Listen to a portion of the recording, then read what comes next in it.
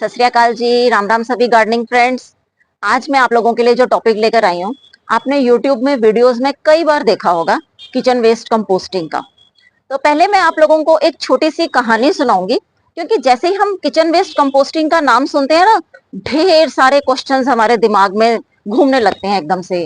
क्यों बनाए हम, कैसे बनाएं, किसमें बनाएं, कब तक बनेगी, क्या डालें क्या ना डालें, कीड़े आ जाएंगे, लिक्विड सारा फैल जाएगा। ढेर सारे क्वेश्चंस और बातें हमारे मन में आती हैं, और हमारे मन के अंदर एक झिझक रहती है कि हम इसको शुरू कैसे करें। देखिए, सबसे बड़ी बात तो ये है कि जब हम किचन वेस्ट कंपोस्टिंग करते हैं ना, तो हमारे घर का कचरा जिसे हम फेंक रहे हैं, जिसे हम किसी काबिल नहीं समझते, वो हमारे घर में ही यूज हो रहा है। और यूज होके हमारे गमलों में जब पड़ रहा है गाय के गोबर की खाद के साथ, तो हमें बढ़िया बढ़िया रिजल्ट्स दे रहा है।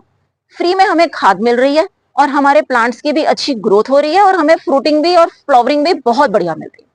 मेरी कहानी ऐसे है जी, जब मैंने भी किचन वेस्ट कंपोस्टिंग शुरू की, तो मेरे मन में बहुत सारे कंफ्यूजन्स थे।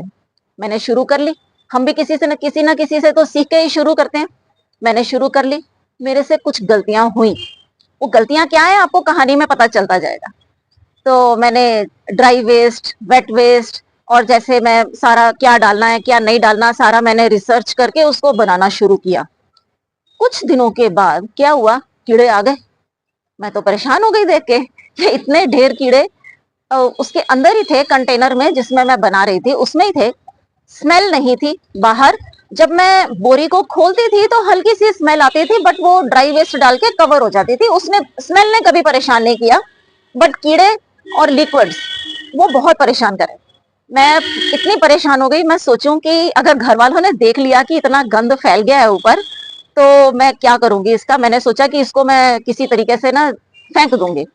मेरे से फेंका नहीं गया, मेरे से वो बोरी उठाई नहीं गई। वो पड़ी रही, पड़ी रही। उसका टाइम हो गया, और मैंने कुछ दिनों के बाद देखा जो लिक्विड निकलता था वो कम हो गया, और वो धीरे धीरे बंद हो गया।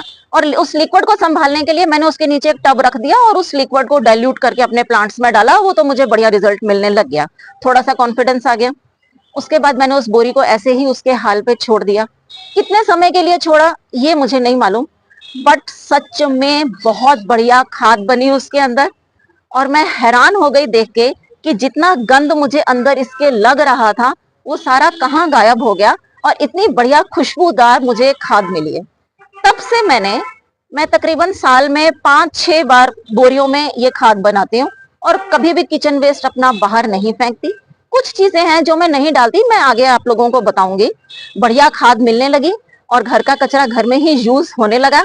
और ये थोड़ा मदर नेचर की तरफ हमारा एक स्टेप, पॉजिटिव स्टेप है कि हम उसका ध्यान रख रहे हैं और अपने शहर में कचरा कम फैला रहे हैं। तो आइए मैं आपको पहले दिखाती हूँ कि मैंने किचन वेस्ट कंपोस्ट बनाई कहाँ पर है और कैसे बनाई है।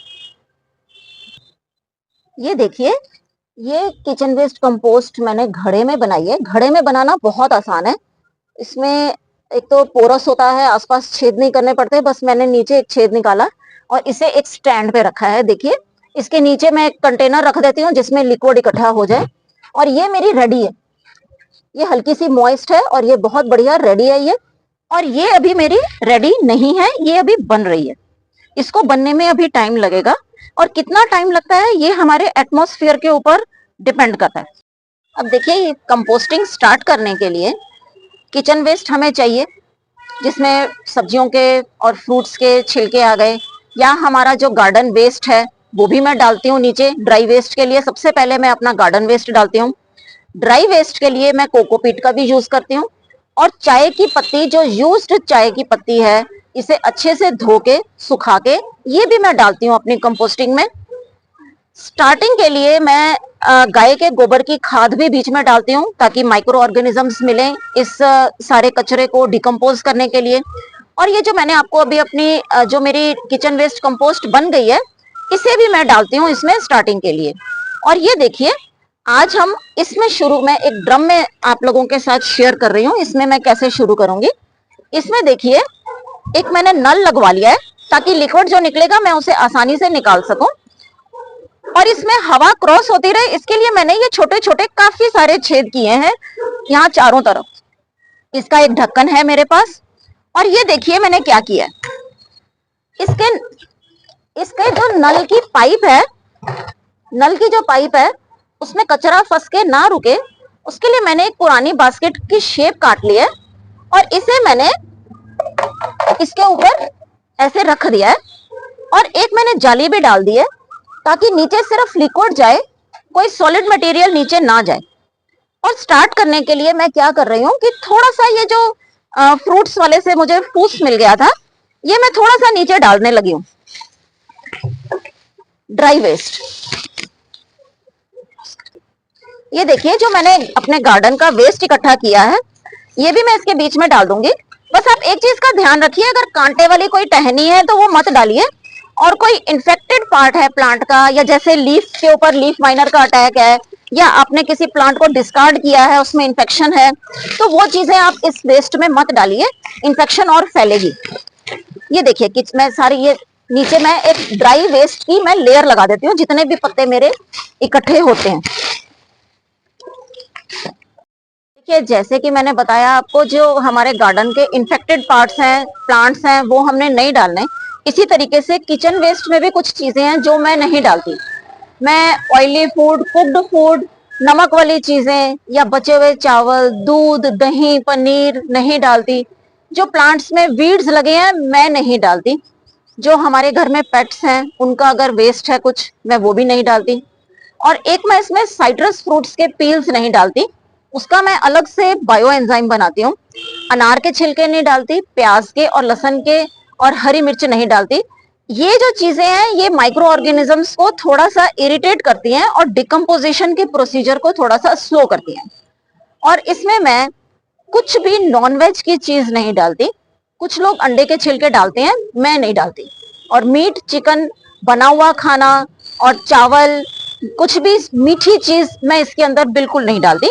मैं, अगर आप थोड़ा सा अपने प्रोसीजर को फास्ट करना चाहते हैं, आपके पास टाइम है, तो इस किचन वेस्ट को आप छोटा छोटा काट लीजिए।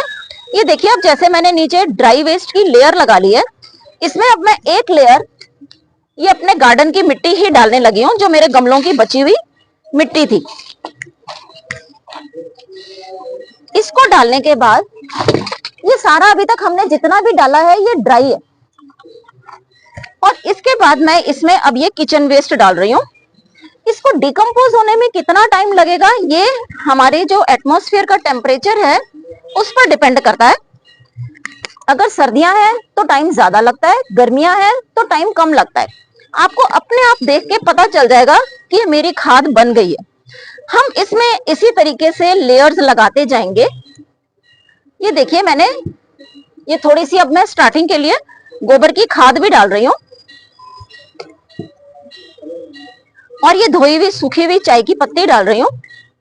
इसे हफ्ते में 2 बार आप चला लीजिए अच्छे से। और अगर आप खाद घड़े में बना रहे हैं, आपकी बालकनी छोटी है, आप घड़े में बना रहे हैं, आपके पास जगह नहीं है, आप घड़े में बना रहे हैं, चाहे आप ड्रम में बना रहे हैं, चाहे बोरी में बना रहे हैं, छेद रखिए। घड़े में छेद करने की जरूरत नहीं है, बोरी में वैसे ही हवा क्रॉस होती रहती है।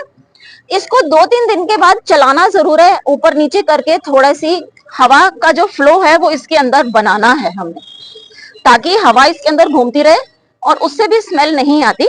इसे ढक के मैं अपने गार्डन के एक कोने में रख देती हूँ, और ये कोई बहुत एयर टाइट नहीं है, देखिए आराम से खुल रहा है, बंद हो रहा है। इसे मैं अपने गार्डन के कोने में रख देती हूँ, ऐसी जगह पर जहां पर इस पर सीधी धूप नहीं पड़ती, शेड रहती है। शाम के टाइम पे हल्की सी धूप आती है, और इसमें ऐसे ही लेयर्स मैं लगाती रहती हूँ। ये हर थोड़े दिन के बाद इसका लेवल नीचे हो जाएगा, हर थोड़े दिन के बाद इसका लेवल नीचे हो जाएगा। आप वेस्ट डालते जाइए, कभी किचन वेस्ट डालिए, ड्राई वेस्ट डालिए, कभी मिट्टी डाल दीजिए, कभी जरा सी एक मुट्ठी गोबर की खाद डाल दीजिए, कभी जरा सी आपके पास पुरानी किचन वेस्ट पड़ी है वो डाल दीजिए। ये ऊपर तक भर जाएगा, थोड़े दिनों में फिर नीचे चला जाएगा। आप जब तक इसको भरना चाहते हैं आप भरिए। उसके बाद जब आप इसमें कुछ भी मटेरियल डालना छोड़ देंगे, इसको ढक के एक जगह पर पड़े रहने दीजिए, और फिर इसे मत छेड़िए 1 महीने के लिए एटलीस्ट। इसको चलाकर आप देखते रहिए, आपको अपने आप पता चल जाएगा, और आपको इतना बढ़िया रिजल्ट मिलेगा जब आप इसे यूज करेंगे। अगर आपको मन में अभी भी डर है या कुछ कंफ्यूजन है, किसी छोटे कंटेनर में शुरू करिए, शुरू तो करिए, डर के आगे जीत है। जल्दी ही मैं एक नया वीडियो आप लोगों के लिए फिर लेकर आऊंगी और कोई जानकारी जरूर शेयर करूंगी आप लोगों के साथ। राम राम जी।